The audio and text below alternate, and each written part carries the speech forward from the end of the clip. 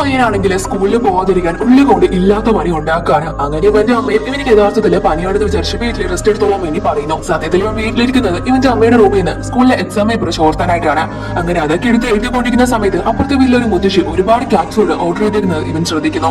അവരുടെ വീട്ടിലാണെങ്കിൽ പൂച്ചകളൊന്നും തന്നെ ഇല്ലായിരുന്നു. അങ്ങനെ അതും കൊണ്ട് ഇവൻ എന്താ ചെയ്യാണെന്ന് ഇവൻ നോക്കുന്നു. അവരാണെങ്കിൽ ആ ഫുഡെല്ലാം കൊണ്ടുചെന്ന് ഒരു ഗാരേജിലെ ബാത്ടബിൽ കൊണ്ടുചെന്ന് ഒഴിക്കുന്നു.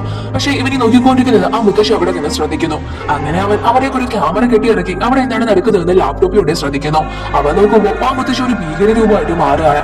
അങ്ങനെ ഇത് കണ്ട് പേടിച്ചവൻ അവന്റെ അമ്മയോടും കാര്യം പറയുന്നു. അങ്ങനെ അവര് ആ മുത്തശ്ശിയുടെ വീട്ടിൽ ചെന്ന് അവിടേക്ക് പരിശോധിക്കുന്നു. പക്ഷെ അവർക്ക് ഒന്നും തന്നെ കണ്ടെത്താൻ സാധിച്ചില്ല. അങ്ങനെ ഇവനിക്ക് ഇതൊക്കെ തോന്നിയതാണെന്ന് പറഞ്ഞ് അവര് ജോലിക്ക് പോകുന്നു. അവര് പോയ ഉടനെ തന്നെ ആ മുത്തശ്ശി ഇവന്റെ വീട്ടിലേക്ക് വരുന്നു. എന്നിട്ട് അവനോട് അവൻ കണ്ടതെല്ലാം സത്യമാണ്, അവരൊരു മോൺസ്റ്റർ ആണ് എന്നൊക്കെ പറയുന്നു. എന്നിട്ട് അവര് ഇവനെന്തിനാണ് വീട്ടിൽ കള്ളൊഴിച്ചിരിക്കുന്നതെന്നും അങ്ങോട്ട് പറഞ്ഞു കൊടുക്കുന്നു. അങ്ങനെ ഇതൊക്കെ കേട്ട് പേടിച്ചവൻ വെളിയിലോട്ട് ഇറങ്ങി ഓടാൻ വേണ്ടി നോക്കുന്നു. പക്ഷെ താക്കോലാണെങ്കിൽ ആ മുത്തശ്ശിയുടെ കയ്യിലായിരുന്നു.